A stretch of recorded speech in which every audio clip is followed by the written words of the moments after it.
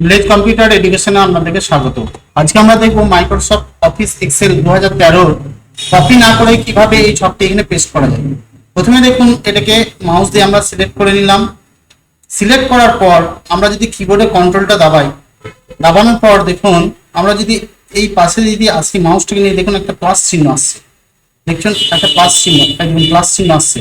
এই প্লাস চিহ্নটা আসার সঙ্গে সঙ্গেই আমি যদি মাউস দিয়ে ওই প্লাস চিহ্ন সমেত টিপে ধরেন, ধরুন এটা এসেছে, আসার পর একদম প্লাস চিহ্ন টিপে ধরলেন মাউস দিয়ে, এবার টানুন, টেনে ছেড়ে দেন, দেখুন পেস্ট হয়ে গেল। আবার এটাকে ধরুন টিপে ছেড়ে দেন। অর্থাৎ কন্ট্রোল, এটা যদি আমরা সিলেক্ট করার পর কন্ট্রোল, কিবোর্ডের কন্ট্রোল টিপে ধরি এবং মাউসটাকে যদি এখানে নিয়ে যায় একটা প্লাস চিহ্ন, এটা ধরে টেনে মাউসটাকে ধরে যদি আমরা এখানে ছেড়ে দিই, তাহলে দেখুন পেস্ট হয়ে গেল। এইভাবে আমরা কপি না করে কোনো বিষয়কে আমরা পেস্ট করতে পারবো। এরপর আমরা দেখব যে এই যে লেখাটা আছে, এই লেখাটা দেখুন জানুয়ারি, ফেব্রুয়ারি, মার্চ, এই 3 মাসকে আমাকে এখানে আনতে বলা হয়েছে এবং তার সঙ্গে সেপ্টেম্বর, অক্টোবর, নভেম্বর, ডিসেম্বরকে এখানে পেস্ট করতে বলা হয়েছে। আমরা সাধারণত কি করি, এটাকে জানুয়ারিকে কপি করে এখানে পেস্ট করি, তারপর আবার ফেব্রুয়ারিকে কপি করার পর এখানে পেস্ট করি, আবার কি করি, মার্চটাকে সিলেক্ট করে কপি করি। এইভাবে আমরা পেস্ট করতে থাকি। কিন্তু আমরা এই কাজটাকেই, এখানে দেখুন অপশন আছে ক্লিপবোর্ড, এই ক্লিপবোর্ডের মাধ্যমে আমরা এই কাজটাকে করতে পারবো। ক্লিপবোর্ডের মাধ্যমে কিভাবে, দেখুন এই ক্লিপবোর্ডের এই যে লঞ্চারটা আছে, এখানে ক্লিক করুন।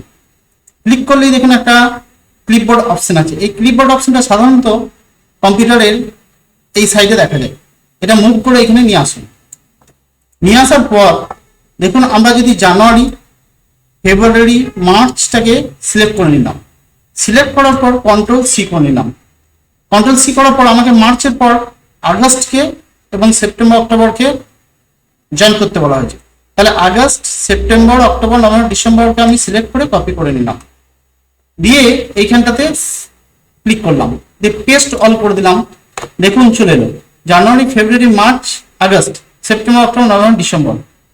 দেখুন কপি না করে এক ক্লিকে পরপর আমরা এখানে নিয়ে চলে আসতে পারলাম। আরেকবার দেখুন কাজটা। প্রথমে কি করব, আমরা যে অংশটাকে আনতে বলা হয়েছে সেই অংশটাকে সিলেক্ট করে নেব। ধরুন জানুয়ারি, ফেব্রুয়ারিকে আর মার্চকে আনতে বলা হয়েছে, এটা সিলেক্ট করে নিলাম, কন্ট্রোল সি করলাম। সি করার পর জুন, জুলাই আর আগস্টকে 3 মাস আনতে বলা হয়েছে, সেটা সিলেক্ট করলাম, কন্ট্রোল সি করে নিলাম, এখানে জায়গা দেখালাম, পেস্ট করে দিলাম। ক্লিপবোর্ডের মাধ্যমে এইভাবে দুটো জিনিসকে আমরা একসাথে সেট করতে পারবো। যদি ভিডিওটা ভালো লাগে অবশ্যই লাইক করবেন, কমেন্ট করবেন, শেয়ার করবেন। আর চ্যানেলটি যদি নতুন হয়ে থাকেন অবশ্যই চ্যানেলটিকে সাবস্ক্রাইব করবেন। ভিডিওটা দেখার জন্য আপনাকে অনেক অনেক ধন্যবাদ।